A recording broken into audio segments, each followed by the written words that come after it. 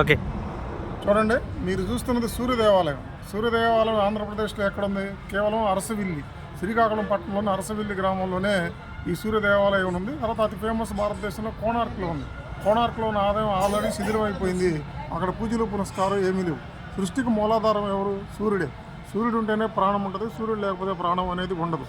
ఆకుల్లో సూర్యరశ్మి ద్వారా ఆహారం తయారైతే వాటిని శాకాహార జీవులు, శాకాహార జీవుల నుంచి పురుగులు, పురుగుల నుంచి మాంసాహార జీవులు కలిసి తింటేనే మనిషి ప్రాణం అనేది ఉంటుంది. మైక్రో ఆర్గానిజం నుంచి అభివృద్ధి చెందినట్టు ఏనుగుల దాకా ఫుడ్ రావాలి అంటే సూర్యుడు ఉండాల్సిందే. సూర్యరశ్మి ద్వారానే ఈ ప్రాణికోటికి ప్రాణం అనేది ఉంటుంది. కాబట్టి కనిపించే దేవుడు ఎవరంటే సూర్య భగవానుడే.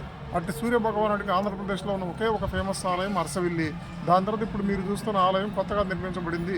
ఇది మన ఆంధ్రప్రదేశ్ రాజధాని అమరావతిలో ఉండవల్లి సెంటర్. విజయవాడ నుంచి మీరు ఉండవల్లి సెంటర్ పెనుమాక గ్రామం మీదకి వస్తే పెనుమాక గ్రామంలో సమీపంలో ఈ ఆలయాన్ని నిర్మించారు. మీరు ఎప్పుడైనా కనుక అమరావతి కనుక వచ్చినట్టు ఖచ్చితంగా ఈ సూర్య భగవానుడి ఆలయం, సూర్య దేవాలయాన్ని మీరు సందర్శించవచ్చు. చాలా మంచి ఆలయం. అతిపెద్ద దూరంలో ఉన్నటువంటి సూర్యభగవాన్ ఆలయాన్ని పోలిస్తే ఇది మనకు చాలా దగ్గరగా ఉంది. మీరు చూడండి, చాలా బాగుంది. పక్కన రామానుజాచార్యుల విగ్రహం, పక్కన దశావతారాల టెంపుల్ కూడా చాలా ఆకర్షణీయంగా ఉన్నాయి.